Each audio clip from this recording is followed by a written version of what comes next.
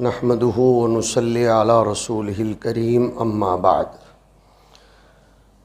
فعن النبي صلى الله تعالى عليه وآله وسلم انه قال الدين النصيحة قلنا لمن يا رسول الله قال لله ولكتابه ولرسوله وَلِأَئِمَّةِ الْمُسْلِمِينَ وَعَامَّتِهِمْ او کما قال علیہ الصلاۃ والسلام۔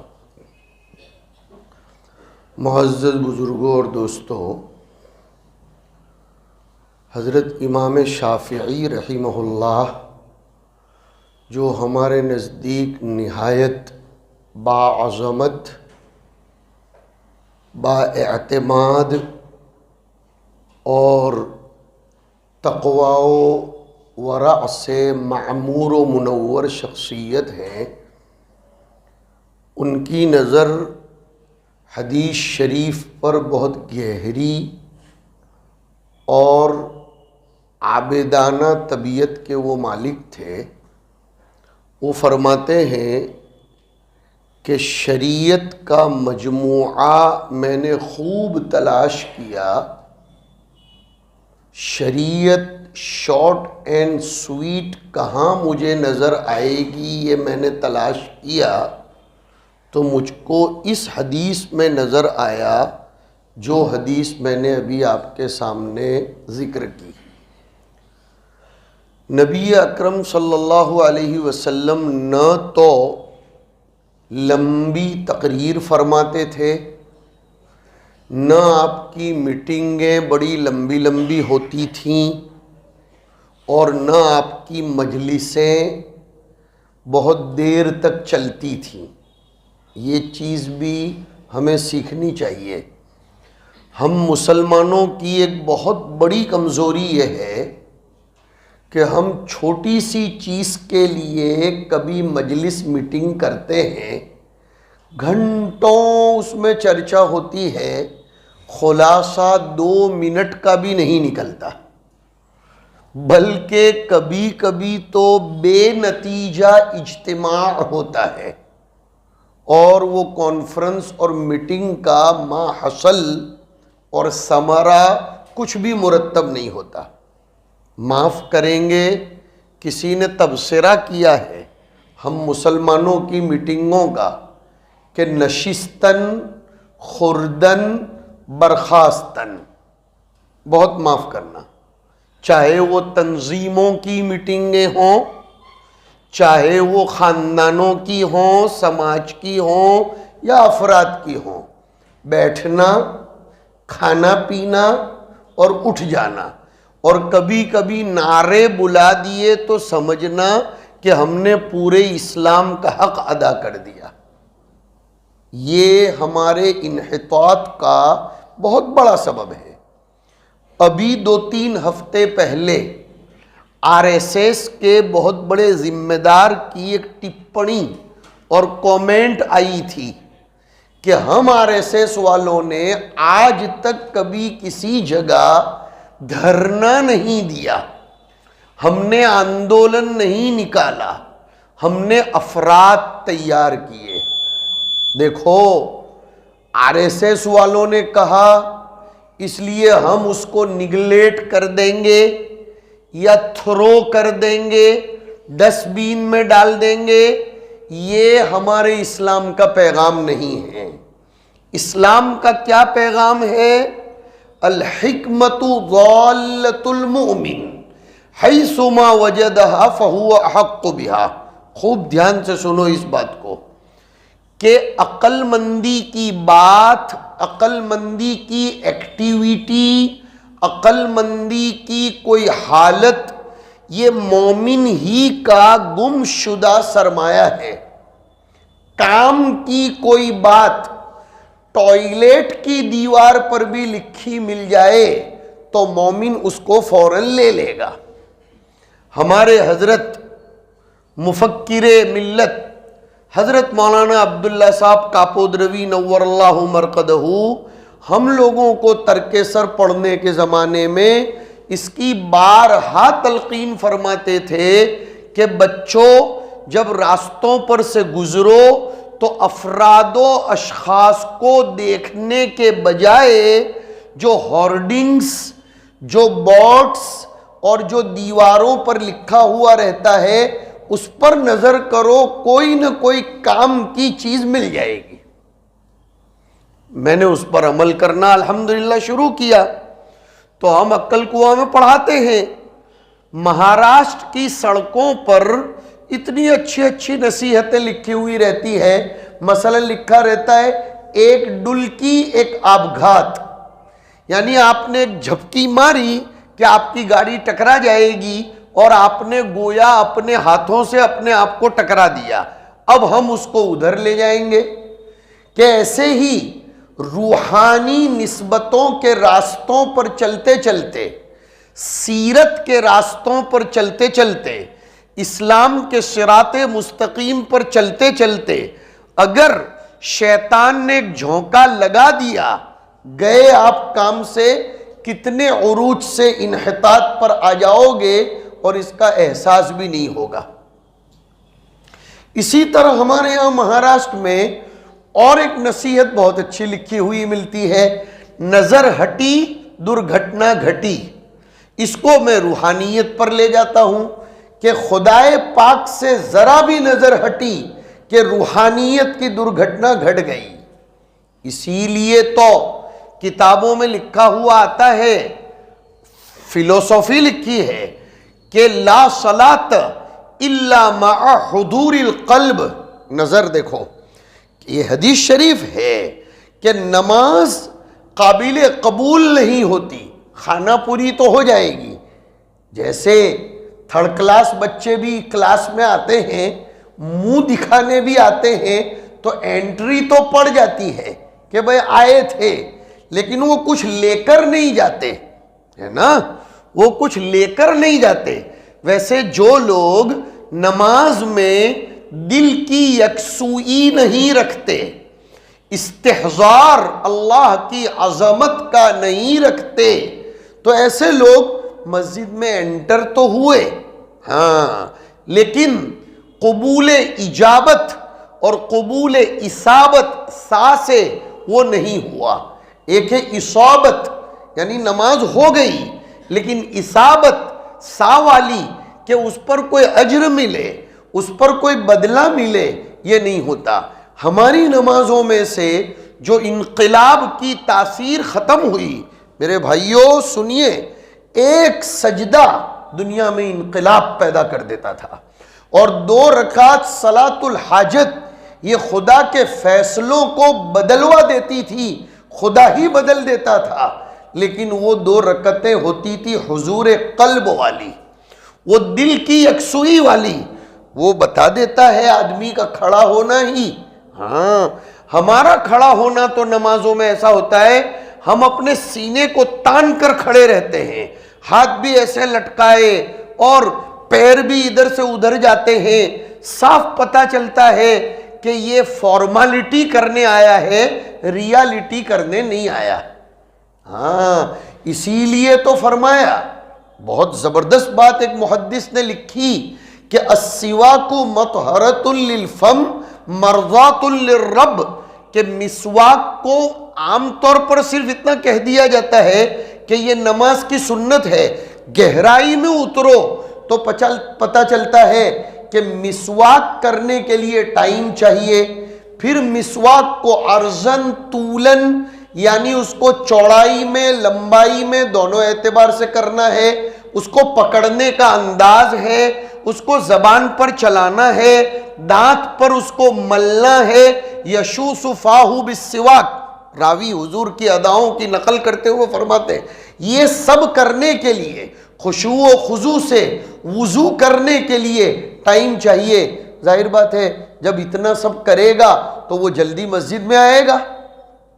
بلکہ بعضوں نے تو لکھا نماز کی فرض سے پہلے جو سنن قبلیہ ہے اس کا فلسفہ بھی یہ ہے کہ سنتوں کے ذریعے پہلے میدان کو ہموار کرو، ذہن کو ہموار کرو، یہ موقدہ ہے غیر موقدہ ہے، میں مسافر ہوں نہیں ہوں، ٹائم ہے۔ بلکہ فقہا نے لکھا ظہر میں اگر نماز کا وقت 1:15 بجے کا ہے یا 1:30 بجے کا ہے، آپ 1:11 پر آئے، 4 منٹ بچی ہے، 4 رکعت نہیں پڑھ سکتے تو بیٹھ مت جاؤ، کم از کم 2 رکعت پڑھ لو تاکہ اپنے ذہن کو ہموار کر سکو، میدان بنا سکو۔ اور فرض نماز میں خدا کے سامنے دیکھو، یاد رکھو اللہ اکثر عمل کو نہیں دیکھتا، احسن عمل کو دیکھتا ہے۔ اللہ پاک یہ نہیں دیکھتا کہ میرے بندے تو نے کتنی رکعتیں پڑھی نفل، تو نے کتنے پارے پڑھے۔ ابھی رمضان شریف آ رہا ہے، اب کیا بچا؟ جمادی الاخری تو شروع ہو چکا، آئندہ مہینے سے دعائیں شروع ہو جائیں گی، اللہم بارک لنا فی رجب و شعبان وبلغنا رمضان۔ الحمدللہ، تو وہ استقبال رمضان کی جب تقریریں ہوں گی تب ہوں گی۔ بات نکل گئی تو کہہ دوں، رمضان میں کچھ لوگ بلا وجہ کمپٹیشن کرتے ہیں، تو نے 10 پڑھے میں 15 پڑھوں گا، تو نے 15 پڑھے میں 20 پارے پڑھوں گا۔ کیا پڑھتے ہو وہی پتہ نہیں، ادائیں ٹھیک نہیں، مخارج ڈھنگ کے نہیں، خدا کے کلام کی عظمت کا استحضار نہیں، وضو رہا نہیں رہا ٹھکانہ نہیں، ادب کا ٹھکانہ نہیں۔ میں اس کو یوں تعبیر، آج صبح میں اپنے ایک شاگرد سے کہہ رہا تھا کہ ایک چیز ایک صاحب کی خدمت میں پیش کرنی ہے، میں نے کہا وہ چیز آپ اس صاحب کی خدمت میں پیش کرو تو بیٹا ذرا ایک اچھی تھیلی میں رکھ کر دینا، یہ ادب ہے۔ حالانکہ وہ چیز بہت مہنگی ہے، دکان سے وہ آئی تو ویسے ہی پنی میں احمد آباد سے آ گئی تھی، لیکن ہے بہت قیمتی چیز۔ میں نے کہا اس کی قیمت اس کے مٹیریل کو دیکھنے کی توفیق تو سامنے والے کو بہت بعد میں ملے گی، لیکن اس کا پیکنگ ایسا کرو کہ سامنے والا اس سے اٹریکٹ ہو جائے۔ آپ نہیں دیکھتے دکان والے کے پاس کپڑے لینے جاؤ تو وہ کپڑا بعد میں بتاتا ہے، پہلے فٹافٹ لائٹیں چالو کرتا ہے اور آئیے سر جی آئیے اور وغیرہ وغیرہ، آداب کی رعایت کرتا ہے۔ یہ آداب ہی آدھا تو کسٹمر کا دل موہ لیتے ہیں۔ ادب اس امت میں سے اس زمانے میں رخصت ہو گیا، جس کی وجہ سے اس کی عبادتوں میں جان نہیں آئی۔ لوگ یہ تو پوچھتے ہیں کہ یہ حلال ہے یا حرام، لیکن اب یہ پوچھنا بند کر دیا کہ اولا کیا ہے غیر اولا کیا ہے، افضل کیا ہے غیر افضل کیا ہے۔ ہم اس نبی کے امتی ہیں جو صرف جائز اور ناجائز کے چکر میں نہیں پڑتے تھے، وہ تو اس کی تلاش میں رہتے تھے رب کی پسند کیا ہے۔ ہاں یہ یاد رکھا کرو، آپ نے جمعہ کی 2 رکعت فرض نماز بھاگم بھاگ کر کے پڑھ لی، حدیث شریف یاد آ گئی۔ میں نے حدیث کیا پڑھی تھی، تقریر کیا کرنی تھی اور اللہ جانے میں کدھر چلا گیا، لیکن مجھے لگ رہا ہے میں بہت اچھے موضوع پر گیا ہوں کہ ہم نے ایک حدیث شریف پڑھی، یہ واقعتاً سوچنے کے قابل روایت ہے۔ ہم سے کچھ مانگ رہی، نماز کھڑی ہو چکی تھی، سرکار نماز پڑھا رہے تھے صلی اللہ علیہ وسلم، صحابہ کا مجمع تھا، ایک صحابی ایسے ہی بیچارے لیٹ پڑ گئے تھے تو وہ بھاگے بھاگے آئے، وضو پھٹافٹ کیا اور بھاگ رہے تھے، دوڑ رہے تھے۔ حضور رکوع میں جا چکے تھے، اس لیے انہیں رکوع پانے کی حرص تھی کہ سرکار کے ساتھ کی کوئی نماز اور کوئی رکوع و سجود چھوٹنے نہ پائے، وہ ان کی حرص برابر تھی۔ اب سرکار نے چالو رکوع میں ان کے ہانپنے کی آواز کو سن لیا، اس لیے کہ آدمی بھاگ کر آیا ہو ایسا ہو رہا تھا۔ حضور پاک صلی اللہ علیہ وسلم نے سن لیا، سلام پھرا کر حضور نے فرمایا بھائی وہ کون صاحب ہیں جو ایسے دیر سے پہنچے اور ہانپتے ہوئے تشریف لائے اور رکوع میں چلے گئے؟ صحابہ ایک دوسرے کی طرف دیکھنے لگے کہ اب کہیں بھی تو کیسے کہیں کہ کون تھے۔ وہ صحابی خود کھڑے ہو گئے، سنو حدیث کو، فرمایا سرکار میں تھا۔ حضور نے فرمایا دیکھو انکریجمنٹ کیسے ہو رہا ہے، سرکار کی تربیت کا انداز دیکھو، کیا یہ موٹیویٹ کرنے والے اسٹیجوں پر موٹیویٹ کریں گے؟ حضور نے شاندار انداز میں ان کے جذبات کی رعایت بھی رکھی، تربیت بھی فرما دی۔ پتہ چلا تربیت کرنے کے لیے ہتھوڑے نہیں مارے جاتے اور ڈائریکٹ ایسے کاٹنے کو نہیں بیٹھا جاتا. حضور نے فرمایا زادک اللہ حرصاً، لیکن آگے تربیت فرما دی ولا تعد. کیا انداز ہے سرکار کا.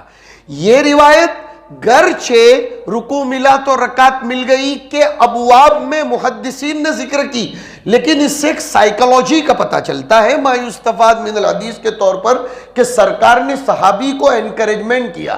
اللہ تمہارے حرص کو اور بڑھائے، واہ واہ تم نے تو رکعت پانے کی غرض سے ایسا کیا، لیکن دوبارہ ایسا مت کرنا، بھاگم بھاگ کر کے نماز مت پڑھنا، اس لیے کہ ہانپ گئے تو اب تم نے رکوع کی تسبیح کیا پڑھی ہوگی. یہ میں اپنی طرف سے کہہ رہا ہوں، حدیث کے الفاظ نہیں ہے جو اب بول رہا ہوں، لیکن حضور نے جو فرمایا دوبارہ ایسا مت کرنا. اور خدا جزائے خیر دے صحابہ کرام کو، راویان حدیث کو، کچھ محدثین نے اس کو یوں پڑھا کہ یہ ولا تعود بھی ہے ولا تعدو بھی ہے. ادا یعدو کا معنی عربی میں ہوتا ہے دوڑنا، یعنی بھاگ کر مت آنا، دوبارہ یہ حرکت مت کرنا. اور بعضوں کی نظر تو کتنی دور چلی گئی، انہوں نے اس کو پڑھا ولا تعد، یعنی رکوع تو تمہیں مل گیا لہذا رکعت کا اعادہ کرنے کی ضرورت نہیں ہے. حضور نے ایک لفظ فرمایا تھا، صحابہ نے کتنا اس کے پیچھے تتبع فرمایا. بہرحال اس حدیث سے یہ پتہ چلتا ہے کہ رکعت پانے کے لیے بھی بھاگم بھاگ کرنا. ابھی میں ہمارے مولانا کو کہہ رہا تھا، وہ کہہ رہے تھے بھگاؤ بھگاؤ، یا کسی موٹر سائیکل والے کو بلا لو تاکہ وہ لال گیٹ سے آپ کو لے جائے. میں نے کہا رسک نہیں کرنا ہے. شعیب بھائی 1.5 سال سے میرے پیچھے پڑے تھے کہ ٹوپی والا مسجد میں آنا ہے. میں نے کہا انشاءاللہ اپن اچھی ٹوپی پہنائیں گے، وہ عرف میں جو بولا جاتا ہے اس کی ٹوپی اس کو. میں نے کہا میرے بس میں جب ہوگا، اللہ تعالیٰ نے نیت ان کی آپ سب کی اچھی تھی پہنچا دیا. لیکن اب اگر ہم بھاگم بھاگ کرتے، مسلمان وقار والا ہے. ایک اور حدیث شریف آپ کی برکت سے یاد آئی. دیکھو ہم لوگ جو ہے نا کبھی کبھی رکعت پانے کے لیے دعا ہاتھ میں سے چلی جائے گی، یہ حق تو ایک نے موٹر سائیکل ادھر کھڑی کر دی. مسلم قوم اس لیے نہیں ہے ایک نے ایک کو یوں ٹکر ماری، ایک نے اس کو یوں مار دیا، چلنا ہٹنا ہماری نماز نہیں نہیں نہیں نہیں نہیں. حدیث شریف سناؤ، بخاری کی روایت ہے. ایک وفد آیا عبد القیس کا بارگاہ رسالت میں، پیور حدیث ہے یہ. وفد عبد القیس حضور کی خدمت میں آیا. اب بہت سے ساتھی تھے تو وفد کے دوسرے ساتھیوں نے تو سامان رکھا نہیں رکھا، یوں یوں ہوئے اور جلدی سے کہ حضور کی زیارت کرنی ہے. وہ دور سے آئے تھے کہ سرکار کا چہرہ دیکھنا ہے، اس لیے بھاگم بھاگ کر کے اللہ کے رسول کی خدمت میں پہنچ گئے. جو اس وفد کے ڈیلیگیشن کے امیر تھے انہوں نے کیا کیا، اطمینان سے ایک طرف جا کر سامان رکھا، غسل کیا، اپنا بیگ کھولا، اچھے کپڑے پہنے وغیرہ وغیرہ، مہذب باوقار سنجیدہ ہو کر حضور کی درگاہ میں بارگاہ میں پہنچے. گرچہ پہنچنے میں تھوڑی بولو دیر ہو گئی، اطمینان سے پہنچے. حضور نے فرمایا واہ واہ شاباش. اور حضور نے پھر اس وقت ایک جملہ قیامت تک آنے والے سماج کی اصلاح کے لیے فرمایا ان فیک لخصلتین یحبہما اللہ تبارک و تعالی الحلم والانات، کہ تمہارے اندر 2 خوبیاں میں نے ایسی دیکھیں، یہ دونوں خوبیاں خدا کو بہت پسند ہیں. ایک تو کسی کام کو صبر کے ساتھ، جس کو گجراتی میں بولوں گا دھیرج کے ساتھ کرنا، اور دوسرا وقار کے ساتھ کرنا. مسلم قوم وقار کے ساتھ. چپل بھی مسجد میں ہماری قوم اتارتی ہے، اس سے ہی پتہ چلتا ہے، اس لیے کہ ظاہر باطن کا عنوان ہے. کہتے ہیں الظاہر عنوان الباطن. ہم لوگ چپل ڈھنگ سے نہیں اتارتے، یوں اتار دیا. ارے بھائی مسجد والوں نے جب گھوڑے رکھے ہیں، اس کو گھوڑا ہی بولتے ہیں نا آپ لوگوں کے یہاں، یہ پورا اسٹینڈ رکھا ہے، اس کے اوپر اطمینان سے رکھو چپل. ہمارا ظاہر ہمارا وہی تو بات ہے. صحابہ جب صفوں میں کھڑے ہوتے تھے تو راوی کہتے کأن علی رؤوسہم الطیر، اور کندھے سے کندھا ملا کر حضور جو صفوں کی ترتیب کی پوری رعایت فرماتے تھے. مقصد حضور کا یہی ہوتا تھا کہ ہمارے ظاہر سے بھی ہمارے با تہذیب ہونے کا پیغام ہو جائے. ہمارے بچوں کی تربیت میں اس چیز کو بھی شامل کرو کہ جب وہ اسکول سے مدرسے سے آئے تو چپل ڈھنگ کے نکالے، اس کا بستہ، جس کو اپنی گجراتی میں دفتر کہتے ہیں، اور اب بننے والی انگلش میں اسکول بیگ کہتے ہیں، اس کو ذرا ڈھنگ سے رکھے اور صبح وہ خود اٹھے اور یوں ہاتھ منہ دھویا نہیں دھویا، امی نے بھی ذرا چائے ابالی نہیں ابالی، یا اب تو ریڈی میڈ چائے کا زمانہ آ گیا، ریڈی میڈ بیویاں لا رہے ہیں لوگ، کیا کریں گے، ریڈی میڈ اولاد لا رہے ہیں، نعوذ باللہ، اللہ جانے کیا کیا ریڈی میڈ لا رہے ہیں۔ اور سائنس تو اب یہ چیلنج کر رہی ہے کہ ریڈی میڈ انسان بھی بنائیں گے۔ قدرت کے سامنے کیا ہوا چیلنج کبھی قبول ہو سکتا ہے کیا؟ کبھی بھی نہیں ہو سکتا ہے۔ تو وہ صحابی کو جو تھے ان کو حضور نے یہ فرمایا کہ تمہارے اندر دو خصلتیں ہیں، خدا کو بہت پسند ہے۔ وہ صحابی کا خدا بھلا کر انہوں نے پوچھا، اللہ کے رسول یہ میری فطری صفتیں ہیں یا یہ میں نے خود حاصل کی ہے، ذرا آپ یہ بھی بتا دیجئے۔ حضور نے فرمایا یہ تمہاری فطری صفتیں ہیں۔ مہذب قوم بننا چاہیے ہمیں، کوئی بھی کام اطمینان کے ساتھ، لیکن اطمینان کا یہ مطلب نہیں ہے کہ اذان ہو گئی تو کہا، مولانا نے جمعہ کے بیان میں کہا تھا آرام سے جانے کا، رکعت جاوے تو جاوے، نہیں، یہ مطلب نہیں ہے۔ اس کا مطلب یہ ہے گھر سے، جیسے ہم سے آج غلطی ہوئی کہ ہم منٹ کاؤنٹ کر کے نکلے کہ اتنے بجے سے اتنے بجے تک میں پہنچ جائیں گے، لیکن اب کے بعد خیال کریں گے کہ سورت کا ٹرافک ہلنے نہیں دے رہا تھا، ویسے ہم نکل گئے تھے برابر وقت پر، اور ہم نے اتنا تو کہہ دیا تھا کہ ہم انشاءاللہ 12:30 سے 1:45 بجے تک میں پہنچیں گے، لیکن کیا کریں، آپ لوگ جانتے ہیں وہ کوئی وراچا روڈ پر کسی بریج، ہم کو پتہ نہیں تھا کہ برج کا کام چل رہا ہے، مجال ہے کہ پبلک ہٹنے کا نام لے، اب وہ بس کی جو الگ سے سنگل لائن بنائی ہے اس میں ہی رہبری کر کے گھسائی گئی گاڑی کو، دوسرے بھی جا رہے تھے تو ہم بھی چلے گئے، اور ایسا سمجھا کہ یہ ایمرجنسی کیسز میں تو ایمبولنس کو جیسے جگہ مل جاتی، لیکن بہرحال اس سے ایک سبق تو ملا کہ بھائی بھلے کچھ بھی کرو لیکن ایڈوانس ٹائم لے کر جاؤ۔ یہ بھاگم بھاگی اسلام نہیں سکھاتا ہے، اور اتنا بھاگنا کہ اس سے اپنی جان خطرے میں پڑے، گاڑی کی جان خطرے میں پڑے، اور پھر وہ ایک اور جملہ وہ بڑے بڑے ہائی وے پر لکھا ہوا رہتا ہے کہ بھائی لیٹ پہنچنا بہتر ہے کبھی نہ پہنچنے سے۔ کتنا اچھا جملہ لکھا ہوا رہتا ہے، لیٹ پہنچنا بہتر ہے کبھی نہ۔ یہ جملے سیکھو، الحکمتوں سے ہم بات چلی تھی کہ اچھی چیز کہیں بھی لکھی ہوئی، ہمارے بڑودا کے، میں بڑودا کا ہوں، بڑودا کے ریلوے اسٹیشن پر ایک مرتبہ ایک جملہ لکھا ہوا دیکھا، بہت اچھا جملہ لگا کہ گندگی پھیلانے سے شریر ہی میلا نہیں ہوتا، آتما بھی میلی ہوتی ہے۔ واہ واہ، میں نے کہا کتنا اچھا جملہ لکھا ہے کہ گندگی پھیلانے سے شریر ہی خالی میلا نہیں ہوتا بلکہ آتما بھی میلی ہوتی، اس لیے کہ ذوق بگڑ جاتا ہے پھر، اور بدبو کی طرف ہی طبیعت چلتی ہے۔ مجھے حدیث سنانی تھی کچھ اور، وہ حدیث جو میں نے پڑھی تھی اس کا ترجمہ کر دیتا ہوں، پھر خدا کبھی موقع دے گا تو اس حدیث پر گفتگو کریں گے، یا آئندہ جمعہ کو وہ رانی تالاب میں ہے وہ حدیث، وہاں اگر توفیق ہوئی تو چلائیں گے۔ حدیث کا ترجمہ یہ ہے الدین والنصیحہ، جس کے بارے میں امام شافعی نے فرمایا کہ پورا اسلام اس میں سمٹ کر آیا ہے کہ دین آپس میں ایک دوسرے کی خیر خواہی کا نام ہے۔ صحابہ نے فرمایا کس کے لیے خیر خواہی کرنا، کس کے لیے اچھا چاہنا؟ فرمایا اللہ کے لیے اچھا چاہو، رسول کے لیے اچھا چاہو، مسلمانوں کے ذمہ داروں کے لیے نصیحت اور اچھا چاہو، اور عام مسلمانوں کے لیے اچھا چاہو۔